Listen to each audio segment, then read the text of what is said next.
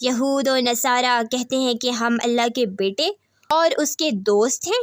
آپ صلی اللہ علیہ وسلم کہہ دیجئے کہ پھر تمہیں تمہارے گناہوں کے باعث اللہ کیوں سزا دیتا ہے، بلکہ تم بھی اس کی مخلوق میں سے ایک انسان ہو۔ وہ جسے چاہتا ہے بخش دیتا ہے اور جسے چاہتا ہے عذاب کرتا ہے۔ زمین و آسمان اور اس کے درمیان کی ہر چیز اللہ کی ملکیت ہے اور اسی کی طرف لوٹنا ہے۔ سورۃ المائدہ آیت نمبر 17 تا 18۔